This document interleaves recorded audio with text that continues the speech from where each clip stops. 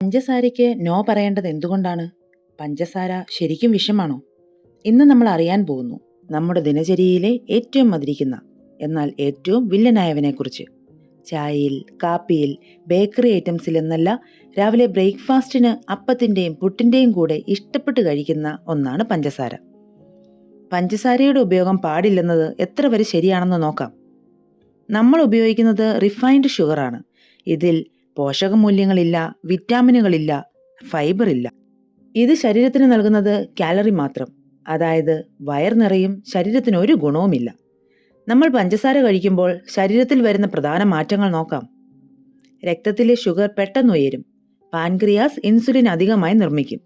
Insulin വീണ്ടും വീണ്ടും ഉയരുമ്പോൾ ഇൻസുലിൻ റെസിസ്റ്റൻസ് ഉണ്ടാകും. ഇതാണ് പിന്നീട് പ്രമേഹമായി മാറുന്നത്. ഇതുകൂടാതെ പഞ്ചസാര തലച്ചോറിനെ ഡ്രഗ് പോലെ ബാധിക്കും. കൂടുതൽ കൂടുതൽ കഴിക്കാൻ തോന്നിക്കും. അഡിക്ഷൻ ഉണ്ടാകും. അതുകൊണ്ടാണ് മധുരം ഒഴിവാക്കാൻ പറ്റുന്നില്ല എന്ന് നമ്മൾ പറയുന്നത്.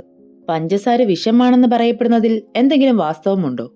അത് പറയുമ്പോൾ ആദ്യം പഞ്ചസാര ഒരു മാസം നിർത്തി നോക്കിയാൽ ശരീരത്തിനുണ്ടാകുന്ന മാറ്റങ്ങളെപ്പറ്റി പറയേണ്ടതായുണ്ട്. ആദ്യത്തെ കുറച്ചു ദിവസങ്ങളിൽ തലവേദന, ദേഷ്യം, അസ്വസ്ഥത, ഒന്നിനും ഒരു മൂഡില്ലാത്ത അവസ്ഥ, മധുരം വേണമെന്ന ശക്തമായ തോന്നൽ ഒക്കെ ഉണ്ടായി എന്ന് വരാം. ഇതെല്ലാം സ്വാഭാവികമാണ്. ഇത് പഞ്ചസാര തലച്ചോറിൽ ഒരു ഡ്രഗ് പോലെ പ്രവർത്തിച്ചിരുന്നത് കൊണ്ടാണ് സംഭവിക്കുന്നത്. പതിയെ പതിയെ ബ്ലഡ് ഷുഗർ നിയന്ത്രണത്തിൽ വരും. ഇൻസുലിന്റെ പ്രൊഡക്ഷൻ കുറയും. നമുക്ക് വിശപ്പ് തോന്നി തുടങ്ങും.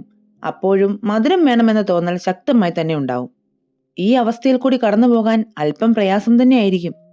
ഒരാഴ്ച കഴിയുമ്പോഴേക്കും നമ്മുടെ തലച്ചോറിലെ ഡോപാമിൻ റിസപ്റ്റേഴ്സ് റീസെറ്റായി തുടങ്ങും. മധുരത്തിനോടുള്ള ആവേശം കുറയും. മെന്റൽ ക്ലാരിറ്റി വർദ്ധിക്കും. ശരീരത്തിലെ വാട്ടർ വെയ്റ്റ് കുറയും. സ്റ്റൊമക്ക് എപ്പോഴും നിറഞ്ഞിരിക്കുന്നതായി തോന്നുന്ന അവസ്ഥയ്ക്ക് മാറ്റമുണ്ടാകും. നന്നായി ഉറങ്ങാൻ സാധിക്കും എന്നത് മാത്രമല്ല, ഉറക്കത്തിൽ എഴുന്നേറ്റ് നടക്കുന്ന സ്വഭാവക്കാരിൽ പോലും മാറ്റങ്ങൾ കണ്ടു തുടങ്ങും. അതുപോലെ ശരീരത്തിൽ പെട്ടെന്നുള്ള എനർജി ലെവലിന്റെ വ്യത്യാസങ്ങൾ മാറുകയും സ്റ്റേബിളായ എനർജി ലെവൽ ദിവസം മുഴുവൻ ലഭിക്കുകയും ചെയ്യും. ശരീരത്തിലെ ഹോർമോണുകളുടെ ബാലൻസ് ശരിയാകുന്നു എന്നത് എടുത്തു പറയേണ്ട ഗുണങ്ങളിൽ ഒന്നാണ്. ശരീരത്തിൽ കൊഴുപ്പടിഞ്ഞുകൂടുന്നത് കുറയുന്നത് കൊണ്ട് ഹൃദയ സംബന്ധമായ പ്രശ്നങ്ങൾ കുറയുന്നു എന്ന് മാത്രമല്ല, ബ്ലഡ് പ്രഷർ നോർമൽ ആവാനും ഇടയാകുന്നു. നമ്മുടെ സ്കിൻ കൂടുതൽ തിളക്കമുള്ളതാകുന്നു. ഓയിലി സ്കിൻ ആവാതിരിക്കുന്നത് മൂലം മുഖക്കുരു ഉണ്ടാവുന്നത് തടയപ്പെടുകയും ചെയ്യുന്നുണ്ട്. പല്ലിൽ കക്ക അടിഞ്ഞുകൂടുന്നത് തടയാനും ബെറ്റർ ഓറൽ ഹെൽത്തിനും പഞ്ചസാര ഉപേക്ഷിക്കുന്നത് സഹായിക്കുന്നു. ദിവസങ്ങൾ കഴിയുന്തോറും ശരീരത്തിലെ ഫാറ്റ് ലോസ് വിസിബിൾ ആകാൻ തുടങ്ങും. കുടവയർ കുറയും. ലിവറിൽ ഷുഗർ സ്റ്റോർ ആവാൻ സാധ്യത കുറയുന്നതുകൊണ്ട് ഫാറ്റി ലിവർ എന്ന അപകടകാരിയെ പോലും അകറ്റി നിർത്താൻ സാധിക്കും. മനോനിലയിലും കാര്യമായ മാറ്റങ്ങൾ തന്നെ സംഭവിക്കും. ആങ്സൈറ്റി കുറയും. വൈകാരികമായ നിയന്ത്രണം സ്വയം സാധ്യമാകും. മൂഡ് സ്വിങ്സിന് നന്നായി തന്നെ മാറ്റമുണ്ടാകും. എടുത്തു പറയേണ്ട മറ്റൊരു കാര്യമുണ്ട്, നമ്മുടെ ഇമ്മ്യൂണിറ്റി വർദ്ധിക്കുമെന്ന് മാത്രമല്ല, ശരീരത്തിലെ ഇൻഫ്ലമേഷൻസ് നന്നായി കുറയാനും ഇടയാകുന്നു. നാവിലെ രുചിമുകുളങ്ങൾക്ക് രുചി അറിയാനുള്ള കഴിവ് കൂടുന്നതിനാൽ പഴവർഗ്ഗങ്ങളിലെ മധുരം തന്നെ ആവശ്യത്തിനുള്ള മധുരമായി ഫീൽ ചെയ്യാനും സാധിക്കുന്നു. മധുരത്തിന് പകരം പഴങ്ങൾ 1-2 അല്ലെങ്കിൽ ഈന്തപ്പഴം 1-2 വീതമോ ദിവസവും കഴിക്കാം. നട്ട്സ്, മുളപ്പിച്ച പയർവർഗ്ഗങ്ങൾ എന്നിവ ഒരു ഭാഗവും വീട്ടിലുണ്ടാക്കുന്ന ഭക്ഷണം ഒരു ഭാഗവും എടുത്തു കഴിക്കാം.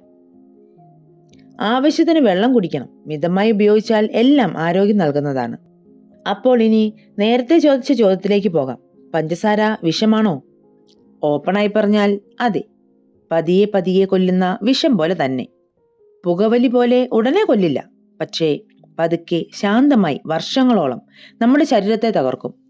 ഉള്ളതിൽ കൂടുതൽ പ്രായം തോന്നിപ്പിക്കുക മാത്രമല്ല, പ്രതിരോധശേഷി കുറയുന്നതിനാൽ പ്രായമാവുന്നവരിൽ കണ്ടുവരുന്ന ഒട്ടുമിക്ക രോഗസാധ്യതകളും ചെറുപ്പക്കാരിൽ കാണപ്പെടുന്നതിനും പഞ്ചസാര കാരണമാകുന്നു. പടർന്നു പിടിക്കുന്ന പല ക്യാൻസറുകൾക്കും കാരണക്കാരൻ പഞ്ചസാരയാണെന്ന റിപ്പോർട്ടുകളുമുണ്ട്. പഞ്ചസാരയ്ക്ക് പകരക്കാരനെ അന്വേഷിച്ച് ഓടുന്നവരുണ്ട്. ഒന്നോർക്കുക, ഈ തേനും ശർക്കരയും ഈന്തപ്പഴവും എല്ലാം രോഗമുണ്ടാക്കുന്ന കാര്യത്തിൽ പഞ്ചസാരയുടെ ബന്ധുക്കൾ തന്നെയാണ്. ഇടയ്ക്കൊക്കെ കുറച്ച് മാത്രം ഉപയോഗിക്കാം. അതും നാവിന്റെ ഒരു നിമിഷത്തെ രുചിയിൽ മറഞ്ഞിരിക്കുന്നത് ശരീരത്തെ കാർന്നു തിന്നുന്ന വില്ലനാണെന്ന ഓർമ്മയോടെ വേണം. തിളക്കമുള്ള ഒരു ഭാവി നമ്മളെ കാത്തിരിപ്പുണ്ട്. മനഃപൂർവ്വം ഒരു വില്ലനെ കൂട്ടുപിടിക്കണോ വേണ്ടയോ എന്നത് ഇനി നിങ്ങളുടെ തീരുമാനമാണ്. മറ്റൊരു വീഡിയോയുമായി വീണ്ടും കാണാം.